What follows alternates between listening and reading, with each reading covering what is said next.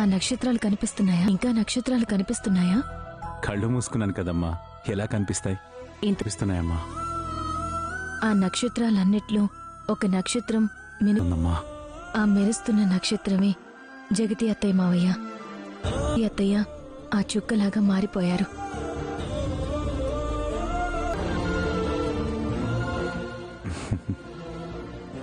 Thanks అమ్మా.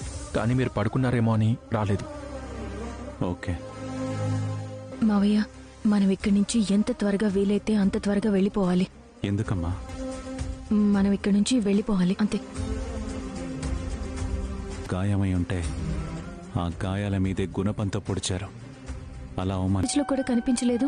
ఎందుకో తెలియదు గాని సడన్ గా అనుపమ మన ఇక్కడి నుంచి వెళ్ళినందుకు బాధ లేదమ్మా.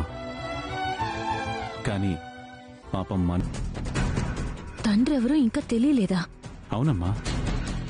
వస్తారా? ఏంటి ఆలోచిస్తున్నావు? ఏం లేదు మావయ్య. అలాగే మావయ్య. సరే, మీరు మాట్లాడుకోండి.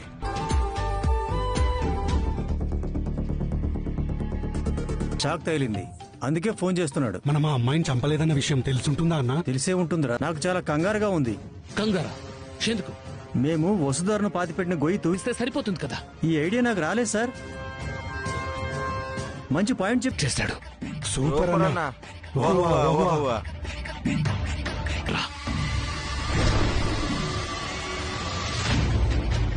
రిషి వసుధారలు కలిసాడుతున్న నాటకమా?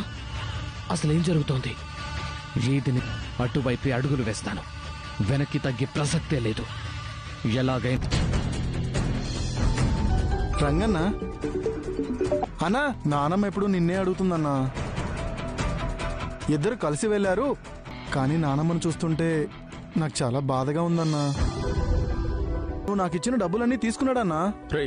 అసలు నువ్వు మామయ్యకి ఎందుకు చెప్పావురా? నేను చెప్పలేదన్నా. వేం మాటలు సరోజా, నిన్నెందుకు మర్చిపోతాను? ఇంటికి నువ్వెక్కడున్నావు బావా? రోజా, అనవసరంగా నోరు పారేసుకోకు. నేనెక్కడున్నాను? మీ నాన్న తీసుకున్న డబ్బులు తిరిగి తీసుకుని ఇప్పుడే బయలుదేరుతాను. సరోజా ఉందిరా, నాకు చాలా భయంగా ఉందిరా. ఏవేవో ఆలోచనలు వస్తున్నాయి. నిద్ర రావడం లేదు. హౌజీ, నీకు తెలుసని నాకు తెలుసు. నిజం చెప్పరా? ఏమో తెలియదు ముసలి. మేడం అన్న ఉన్న చోట ఉన్నారో లేదో తెలియదు గాని సరోజని చూడ్డానికి వచ్చిన అబ్బాయి వాళ్ళ అన్నయ్య కదా? అవును ముసలి. ఏంటి దేవుడా, నాకేం అర్థం కావడం లేదు. అంత డబ్బు ఇవ్వాల్సిన అవసరం ఏముందో కనుక్కోవాలి. ఆ వసుధార ఎక్కడికి వెళ్ళిందో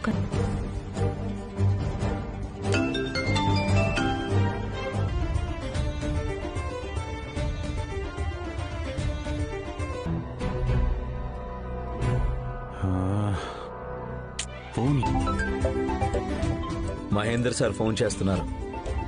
నేను లిఫ్ట్. Hello sir. ఏంటి మనం ఫోన్ లిఫ్ట్ చేయట్లేదు?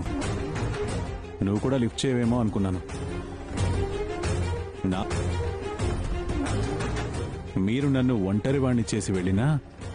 ఏంటి సార్ మీరు అనేది? అవును మనం రిషి వసుధార తిరిగి. మహేంద్ర, నువ్వు చెప్పేది నిజమా? వచ్చావా? రారా. నిజం అనుపమా.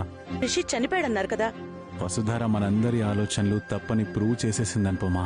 మహేంద్ర, నాకు చాలా చాలా సంతోషంగా ఉంది.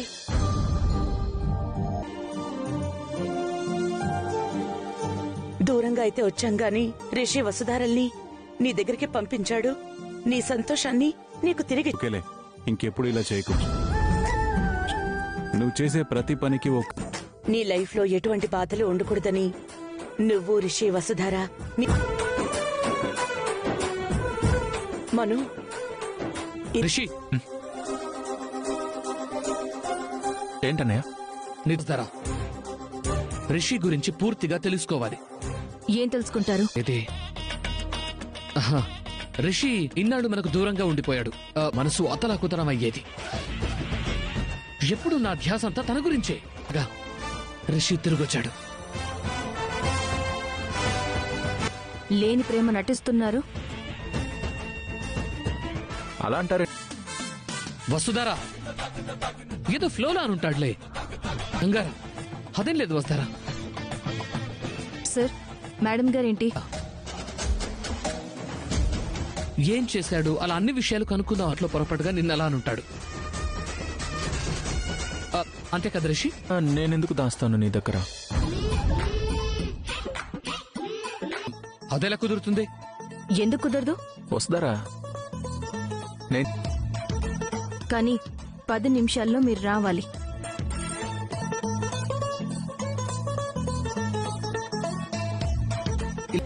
ఏం లేదు. అది కాదన్నయ్య, వస్తార్ గారితో నన్నేదో అడగాలన్నారు కదా. ఇంతకీ నువ్వు రంగావే కదా? అదేంటన్నయ్య అలా అనుమానిస్తున్నారు? డౌట్ వస్తే మొదటికే మోసం వస్తుంది. అదే నిజమేలే. నిజం చెప్పాలంటే నాకు అసలు ఇక్కడ ఉండాలనే లేదు. అయినా ఇక్కడ నీకంత కంఫర్ట్ గానే ఉంది కదా. రూమ్స్ అన్ని విశాలంగా ఉంటాయి. ఇంకేంటి? ఇవేవి ప్రాబ్లం కాదన్నయ్య. మరి ఆ వసుధార మేడం గారు కళ్ళు చేతులు వణికిపోతున్నాయి. అరే అసలు అంత టెన్షన్ పడడానికి ఉంది? నీ గుండె చప్పుడే నా ధైర్యం, నువ్వే నా తోడు నీడ అంటూ సినిమా టైటిల్స్, సినిమా డైలాగులు. నా పరిస్థితి ఏంటా అని నాకు భయం వేస్తుందన్నయ్య. నేను చూసుకుంటాను కదా. మీరు ఇప్పుడు ఇలానే ఉంటారు గాని సలం వస్తే ఇంకా అంతే సంగతులు. వేరంగా ఎందుకు ఊరికి అంతలా భయపడతావు? కంఫర్ట్ గానే ఉంది. ఇల్లు, రూమ్స్ అన్ని విశాలంగానే ఉన్నాయి. నన్ను అందరూ అపరిచితుల్లా కనిపిస్తున్నారు. శైలేంద్ర సార్తో నా వల్ల ఏదో కాదు అంటున్నారు కదా. అది నేను చెప్తాను వసుధారా. ఇంటికి వెళ్ళడం నా వల్ల కాదు అంటున్నాడు. అంతే కదా రిషి? ఏమైంది సార్? ఎందుకు అలా పిలుస్తున్నారు? అవును, మర్చిపోయేలా పిలిచాను. ఎంత మర్చిపోతే మాత్రం మా అని బాగానే పిలుస్తున్నారు కదా. అది మా ట్రైనింగేలే. అప్పుడు నువ్వు చచ్చావనుకుని అలాగే పిలుస్తాను.